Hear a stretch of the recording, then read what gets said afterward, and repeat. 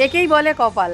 এই সময় বাড়িতে আমি রান্নাবান্না করছি, কিন্তু আজকে রাস্তা রাস্তায় ঘুরতে হচ্ছে, কেননা ছেলের জন্য। ওই জন্য মানে মারা বলতো না যে মা হওয়া নয় মুখের কথা। তো আজকে দিব্যেন্দু আর ছেলে যখন স্কুলে বেরিয়েছে, তো তখন আকাশটা মেঘ মেঘ ছিল, কিন্তু বৃষ্টি হচ্ছিল না। তো ওরা মানে বাড়ি থেকে জাস্ট বেরিয়েছে আর বৃষ্টি শুরু।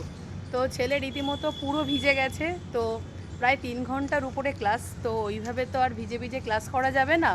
তো আবার দিব্যেন্দু বাড়িতে গেল, বাড়িতে গিয়ে আমাকে বলল, আমি আবার ওর একটা চেঞ্জ নিলাম। চেঞ্জ নিয়ে আবার স্কুলে আসলাম। স্কুলে এসে ওকে দিলাম, দিয়ে ওকে ওর যে আয়া মাসিগুলো থাকে চেঞ্জ ফেঞ্জ করে দিয়েছে। তো এখন ভাবলাম যে আবার বাড়ি যাব, আবার আসবো। তো দিব্যেন্দু বলল যে আর বাড়িতে যাওয়ার দরকার নেই, চলো দুজনে একটু চা খাই, ব্রেকফাস্ট করি বাইরে, আর একটু হাঁটি দুজনে। তো সেইভাবে তো আর দুজনের একসাথে কোনো দিন মানে সেরকম একটা বেরোনো হয় না। আগে খুব বেরোতাম দুজনে একসাথে। তো এই যে দুজনে চা খেলাম, ব্রেকফাস্ট করলাম, করে এখন একটু হাঁটছি। আর কিছুক্ষণ পরেই ছেলের ছুটি হয়ে যাবে, তারপর ওকে নিয়ে আবার বাড়িতে। এইভাবেই কাটছে আজকের দিনটা। কোথায় যাবে বুঝতেই পারছি না, দুজনে কোথায় যাব।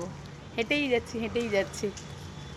তো চলো দুজনে একটু হাঁটি, একটু গল্প করি, দেন আবার ছেলেকে নিয়ে বাড়িতে।